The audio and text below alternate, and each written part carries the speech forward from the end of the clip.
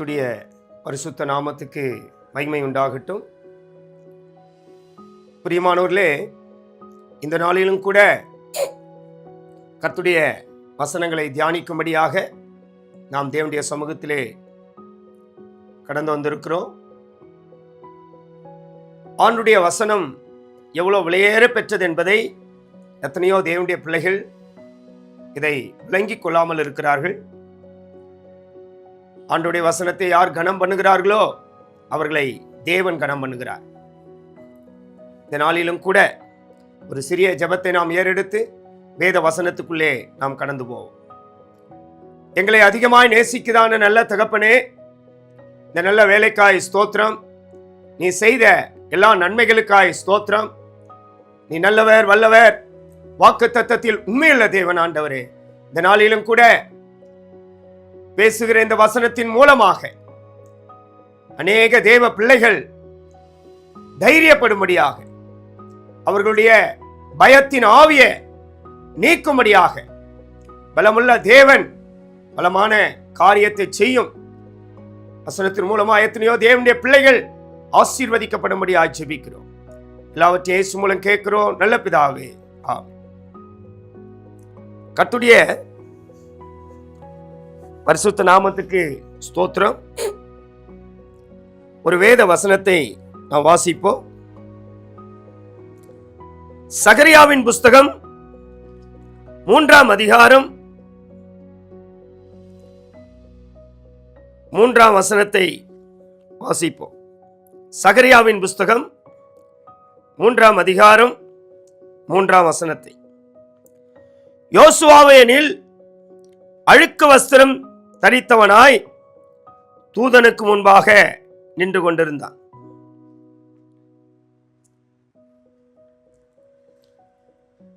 பிரியமானவர்களே, இந்த சகரியாவின் புஸ்தகம் 3ஆம் அதிகாரத்திலே முதல் வசனத்திலிருந்தே நாம் வாசிக்கும் பொழுது ஊழியக்காரனாகிய யோசுவாவை குறித்து நாம் வாசிக்கிறோம்.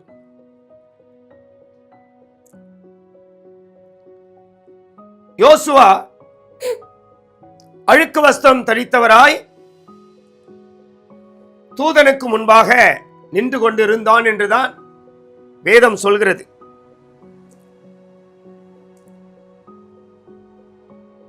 நான் மறுபடியும் அந்த 3ஆம் அதிகாரத்தை 2ஆம் வசனத்திலிருந்து 5ஆம் வசனம் வரைக்கும் வாசிப்போம். அப்பொழுது கர்த்தர் சாத்தானை நோக்கி, கர்த்தர் உன்னை கடிந்து கொள்வாராக. சாத்தானே, எருசலேமை தெரிந்து கொண்ட கர்த்தர் உன்னை கடிந்து கொள்வாராக. இவன் அக்கினி நின்று தப்புவிக்கப்பட்ட கொல்லி அல்லவா என்றார்.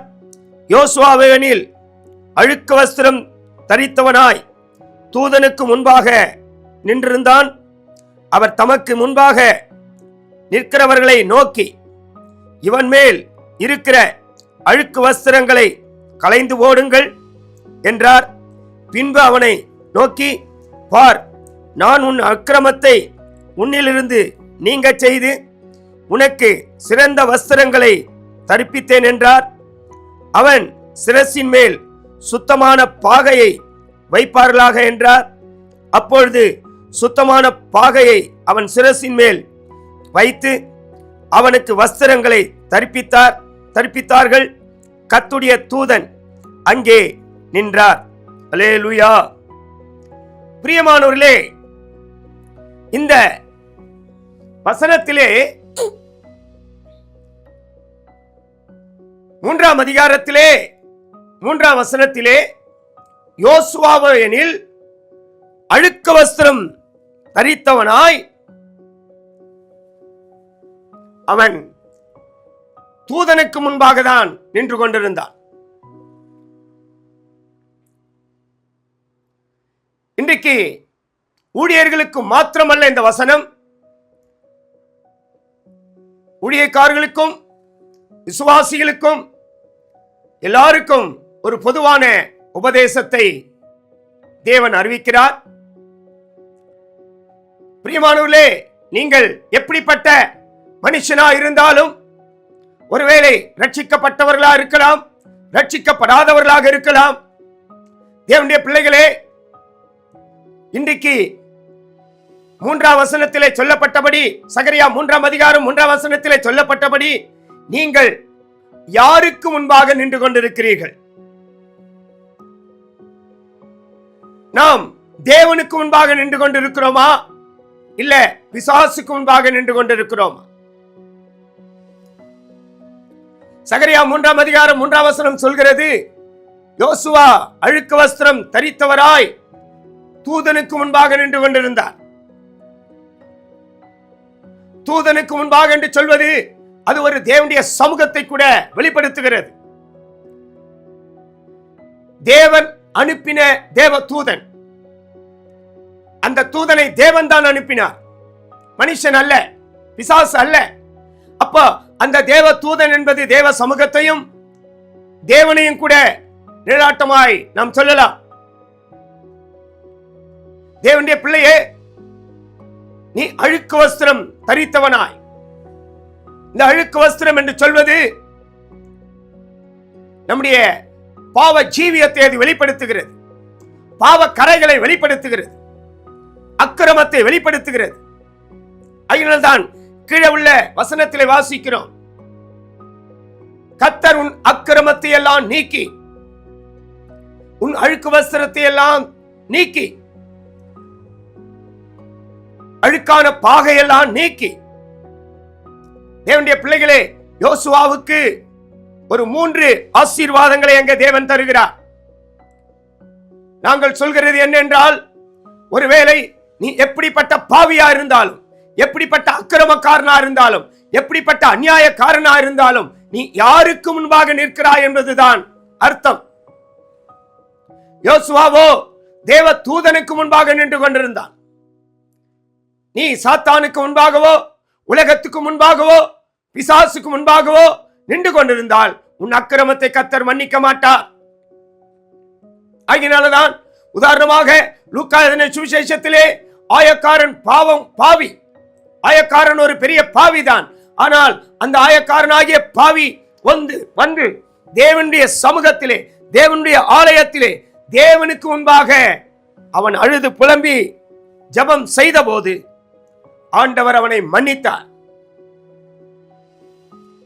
தேவனுடைய பிள்ளைகளே, இந்த நாளிலும் கூட உன் பாவத்தை குறித்து, உன் அக்கிரமத்தை குறித்து, உன்னுடைய ஜீவியத்தில் இருக்கிற எத்தனையோ மறைந்திருக்கிற பாவங்களை குறித்து நீ பயந்து கொண்டிருக்கிறாயா? யார் என்னை விடுதலை ஆக்குவார்? யார் இந்த பாவத்திலிருந்து என்னை தூக்கி எடுப்பார்?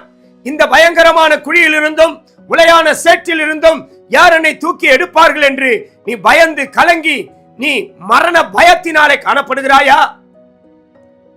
சங்கீதக்காரன் சொன்னது போல 40ஆம் சங்கீதத்திலே, பயங்கரமான குழியிலும் உளையான சேற்றிலும் இருந்து கர்த்தர் என்னை தூக்கி எடுத்தார். ஹல்லேலூயா! அவருடைய கரமனை தூக்கி எடுத்தது.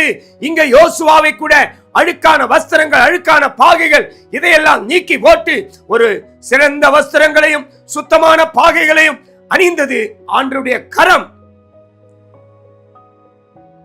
ஆகினால்தான் 23ஆம் சங்கீதத்தில் கூட, நான் மரண இருளின் பள்ளத்தாக்கிலே நடந்தாலும் பொல்லாப்புக்கு நான் பயப்படேன், தேவரீர் நீர் என்னோடு கூட இருக்கிறீர், உமது கோலும் உமது தடியும் என்னை தேற்றும். தேவனுடைய பிள்ளையே, இந்த பாவத்தினாலே எத்தனையோ, ஒருவேளை நீ ஊழியர்களா இருக்கலாம், விசுவாசிகளா இருக்கலாம், ஒருவேளை இயேசு கிறிஸ்துவை கூட நீ அறியாத ஒரு தேவனுடைய பிள்ளையா இருக்கலாம். நீங்கள் யாரா இருந்தாலும் இன்றைக்கு தேவனுடைய வசனம் சொல்கிறது, உன் அக்கிரமத்தை எல்லாம் நான் நீக்கி, உன் பாவத்தை எல்லாம் நான் மன்னித்து என்று கர்த்தர் உனக்கு ஒரு வாக்கு தத்தத்தை தருகிறார். நீ எப்படிப்பட்ட பாவியா இருந்தாலும், எப்படிப்பட்ட அக்கிரமம் உனக்குள்ள இருந்தாலும், உன் பாவங்கள் சிவேர் என்று சிவப்பா இருந்தாலும், என் தேவன் அதை பஞ்சை போல வெண்மையாய் மாற்ற வல்லமை உள்ள தேவனா இருக்கிறார். தேவனுடைய பிள்ளைகளே, நீ பாவிதான், உனக்குள்ள பெரிய பெரிய பாவங்கள் இருக்கிறது. ஆனால் ஆண்டவர் வசனம் சொல்கிறது, சகரியா 3ஆம் அதிகாரம் 3ஆம் வசனம் சொல்கிறது, யோசுவாவோ எனில் அழுக்கு வஸ்திரம் தரித்தவனாய் தூதனுக்கு முன்பாக நின்றான். அதுதான் அங்க முக்கியமான பாயிண்ட். நீ யாருக்கு முன்பாக நிற்கிறாய்? யோசுவா இங்க தூதனுக்கு முன்பாக நிற்கிறான். லூக்கா சுவிசேஷத்திலே ஆயக்காரன் பாவி, அவன் தேவ சமூகத்திலே தேவனுக்கு முன்பாக ஆலயத்திலே தூரமாய் நிற்கிறான். ஆகையினால்தான் அங்கே ஆயக்காரனுடைய பாவங்களை ஆண்டவர் மன்னித்தார், இங்கே யோசுவாவுடைய பாவங்களையும் தேவன் மன்னித்தார். ஆயக்காரன் ஒருவேளை ஒரு விசுவாசிக்கு நிழலாட்டமாய் சொல்லலாம், யோசுவா ஒரு தேவனுடைய ஊழியக்காரனுக்கு நிழலாட்டமாய் சொல்லலாம். ஊழியக்காரனே, யோசுவா ஊழியக்காரனே, நீ ஊழியக்காரனா இருந்தாலும், ஒருவேளை விசுவாசியா இருந்தாலும், ஒருவேளை அந்நிய மனுஷனா இருந்தாலும், இன்றைக்கு நீ தேவனுக்கு முன்பாக வந்து முழங்கால் படியிட்டு, பாவியாகிய என்மேல் கிருபையாய் இரங்கும் தேவனே என்று நீ ஆண்டவரிடத்தில் மன்னிப்பு கேட்கும் போது உன் அக்கிரமத்தை எல்லாம் தேவன் நீக்கி, ஆகினால்தான் இங்கே யோசுவா சகரியா புஸ்தகத்திலே யோசுவாவை குறித்து சொல்கிறார். அவர் தமக்கு முன்பாக நிற்கிறவர்களை நோக்கி, இவன் மேல் இருக்கிற அழுக்கு வஸ்திரங்களை களைந்து போடுங்கள் என்றார். பின்பு அவனை நோக்கி, பார், நான் உன் அக்கிரமத்தை எல்லாம் உன்னிலிருந்து நீங்க செய்து. யோசுவாவுக்கு தேவன் சொல்கிறார், பார், உன்னிலிருந்த அக்கிரமங்கள் எல்லாம் உன்னிலிருந்து நான் நீங்க செய்து. தேவ பிள்ளையே, நீ தேவனுக்கு முன்பாக வரும்பொழுது, தேவ சமூகத்தில் வரும்பொழுது, அவருடைய வசனத்துக்கு முன்பாக நீ கீழ்ப்படிய போது, அவருடைய வார்த்தைக்கு நீ கீழ்ப்படிய போது, உன் அக்கிரமங்களை எல்லாம் தேவன் நீங்க செய்கிறார். நீ மனுஷனுக்கு உன் பாவம் மன்னிக்கப்படும்படியாக, உன் வேதனை நீங்கும்படியாக நீ மனுஷனுக்கு முன்பாக போகாதே, இந்த உலகத்துக்கு முன்பாக போகாதே, அதிகாரிகளுக்கு முன்பாக போகாதே. அவர்களுக்கு பாவங்களை மன்னிக்கக்கூடிய அதிகாரம் அவருக்கு இல்லை. உன் பாவங்களை மன்னிக்கக்கூடிய அதிகாரம், உன்னை பரிசுத்தவானாய் மாற்றக்கூடிய அதிகாரம், உன்னை சுத்தவானாய் மாற்றக்கூடிய அதிகாரம் நம்முடைய கர்த்தராகிய இயேசு கிறிஸ்துவுக்கு மாத்திரமே உண்டு. அவர் ரத்தத்துக்கு மாத்திரமே உன் பாவங்களை மன்னிக்கக்கூடிய வல்லமை உண்டு. அவர் ரத்தம் பரிசுத்தமானது, அவர் ரத்தம் வல்லமை உள்ளது. அவருடைய ரத்தம் உன்னை ஒரு நீதிமானாய் மாற்றக்கூடிய ரத்தம் தான் அவருடைய ரத்தம். ஏனென்றால் அங்கே இயேசு கிறிஸ்து சிலுவையிலே அறையப்படுவதற்கு முன்பதாக, பிலாத்துக்கு முன்பாக கொண்டு போன போது, அங்கே ஒரு மனிதன் சொல்கிறான், இயேசுவை குறித்து அங்கே சொல்கிறான், இவர் நீதிமான், இவரிடத்திலே நான் ஒரு குற்றத்தையும் காணவில்லை. அந்த நீதிமான் தான் இயேசு. அந்த நீதிமான் உள்ளே இருந்ததுதான் நீதிமானுடைய ரத்தம். அந்த ரத்தத்தின் மூலமாக தான் நாம் ரட்சிக்கப்படுகிறோம். நம்முடைய பாவங்கள் மன்னிக்கப்படுகிறது, நம்முடைய பாவங்கள் கழுவப்படுகிறது. அந்த நீதிமானுடைய ரத்தத்தின் மூலமாய் கர்த்தர் நம்முடைய பாவங்களை கழுவி நம்மையும் கூட கர்த்தர் நீதிமானாய் மாற்றுகிறார். ஆகினால்தான் ஆயக்காரனுடைய பாவங்களும் கூட கழுவப்பட்டு மன்னிக்கப்பட்டு அவன் தன் வீட்டுக்கு திரும்பும் பொழுது ஒரு பரிசுத்தவான் என்று அல்ல, ஒரு பாவி என்று அல்ல, வேதம் சொல்கிறது அந்த அவன் அல்ல, இவனே நீதிமானாக்கப்பட்டவனாய் தன் வீட்டுக்கு திரும்பி போனான். தேவ பிள்ளையே, ஏனென்றால் நம்முடைய இயேசு கிறிஸ்துவினுடைய ரத்தம் சகல பாவங்களையும் நீக்கி, அது நீதிமான், அவர் நீதிமான். அந்த ரத்தத்தினாலே நாம் கழுவப்படும் போது நாமும் கூட நீதிமானாய் மாற்றப்படுகிறோம். இந்த நாளிலே மரண பயத்தினாலே, பாவம் செய்த பயத்தினாலே, அக்கிரமத்தின் பயத்தினாலே நீ நிரம்பி இருக்கிறாயா? நீ பயப்படாதே. உன் தேவனுக்கு முன்பாக நீ வா. யோசுவா எப்படி தூதனுக்கு முன்பாக நின்றானோ, ஆயக்காரன் எப்படி தேவ சமூகத்திலே வந்து தேவனுக்கு முன்பாக நின்றானோ, நீயும் கூட தேவனுக்கு முன்பாக வந்து நின்று, அன்றுவரே நான் பாவிதான், என்னால முடியல, என் பாவத்தை மன்னியும் என்று சொல்லு. ஆண்டவர் உனக்கு 3 ஆசீர்வாதங்களை கர்த்தர் தருகிறார். இந்த யோசுவாவுக்கு அந்த 3 ஆசீர்வாதங்களை தேவன் தந்தார். எப்படிப்பட்ட ஆசீர்வாதம்? 1, அழுக்கு வஸ்திரத்தை நீக்கி போட்டு சிறந்த வஸ்திரத்தை அந்த யோசுவாவுக்கு தேவன் தந்தார். 2வது, அழுக்கான பாகையை நீக்கி போட்டு சுத்தமான பாகையை யோசுவாவுக்கு தேவன் தந்தார். 3வது சொல்றார், நீ அக்கினியிலிருந்து எடுக்கப்பட்ட கொல்லி அல்லவா. 4வது சொல்றார், எருசலேமை நான் தெரிந்து கொண்டேன். ஹல்லேலூயா. தேவனுடைய பிள்ளையே, இன்றைக்கு உன்னுடைய பாவத்தை தேவனுக்கு முன்பாக வந்து ஒத்துக்கொள்ளும் போது ஃபர்ஸ்ட் உன்னை கர்த்தர் எப்படி மாற்றுகிறார் என்றால், உன் அழுக்கு வஸ்திரங்களை நீக்கி போட்டு ஒரு சிறந்த வஸ்திரத்தை தேவன் உனக்கு தருகிறார். இந்த சிறந்த வஸ்திரம் என்று சொல்வது ஒரு சிறந்த ஜீவிதத்தை கர்த்தர் உனக்கு தருகிறார். சிறந்த ஆசீர்வாதத்தை கர்த்தர் உனக்கு தருகிறார். உன் குடும்பம் ஆசீர்வதிக்கப்படுகிறது, உன் வாழ்க்கை ஆசீர்வதிக்கப்படுகிறது, உன் ஜீவியம் ஆசீர்வதிக்கப்படுகிறது. ஒரு சிறந்த வஸ்திரத்தை தேவன் உனக்கு யோசுவாவுக்கு தரிப்பித்தது போல இன்றைக்கும் கூட உன் குடும்பத்திலானாலும், உன் ஊழியத்திலானாலும், உன் ஜீவியத்திலானாலும் சிறந்த வஸ்திரமா இருக்கிற ஒரு சிறந்த ஜீவியத்தை கர்த்தர் உனக்கு தருகிறார் என்று தேவன் வாக்கு பண்ணுகிறார். இரண்டாவது, அவன் அழுக்கு பாகையை நீக்கி போட்டு சுத்தமான பாகை. பாகை தலையிலே தரிப்பிக்கப்படுகிறது. சுத்தமான பாகை என்றால் சுத்தமான இருதயத்தின் சுத்தமான சிந்தையும் சுத்தமான சாட்சியும் தேவன் தந்து எல்லாருக்கும் முன்பாக தலை தூக்கி நடக்க முடியாமல் வெட்கப்பட்டு அவமானப்பட்டு நிந்திக்கப்பட்டு இருந்த உன்னை இந்த நாளிலே தேவன் எல்லாருக்கும் முன்பாக தலை நிமிர்ந்து நடக்க செய்ய தேவன் அவருடைய ரத்தம் உன் தலையை நிமிர்ந்து நடக்க செய்கிறது. ஹல்லேலூயா. இதுதான் பாகை, சுத்தமான பாகை. யோசுவாவுக்கு அழுக்கு பாகையை நீக்கி போட்டு சுத்தமான பாகையை தேவன் தந்தார் என்றால் அவன் தலை நிமிர்ந்து நடக்கும்படியாக. ஊழியர்களே, சுவாசிகளே, தேவ ஜனங்களே, எத்தனையோ நிந்தைகள், அவமானங்கள், எத்தனையோ நெருக்கங்கள், எத்தனையோ வேதனைகள் மத்தியிலே நீ தலை தூக்கி நடக்க முடியாமல் அவமானப்பட்டு போனாயா? ஆனால் இன்றைக்கு தேவன் உனக்கு வாக்கு பண்ணுகிறார், உன் தலையை நிமிரச் செய்கிறார். சத்துருக்களுக்கு முன்பாக நீர் எனக்கு ஒரு பந்தியை ஆயத்தம் பண்ணி என் தலையை எண்ணெயால் அபிஷேகம் பண்ணுகிறேன், என் பாத்திரம் நிரம்பி வழிகிறது. தேவ பிள்ளையே, 23ஆம் சங்கீதம் சொல்கிறது, சத்துருக்களுக்கு முன்பாக உன் தலை குனிந்து நடந்து கொண்டிருந்தாய். இப்பொழுதோ ஆண்டவர் சுத்தமான பாகையை உன் தலையின் மேல் வைத்து உன் தலையை சத்துருக்களுக்கு முன்பாக, சாத்தானுக்கு முன்பாக, உலகத்துக்கு முன்பாக, எத்தனையோ மனுஷனுக்கு முன்பாக உன் தலையை எண்ணெயால் அபிஷேகம் பண்ணுகிறார். உன் பாத்திரம் நிரம்பி வழிகிறது. உன் தலையை கர்த்தர் உயர்த்துகிறார். உன்னை வாளாக்காமல் தலையாக்குவார். நீ கீழாகாமல் மேலாகுவாய்.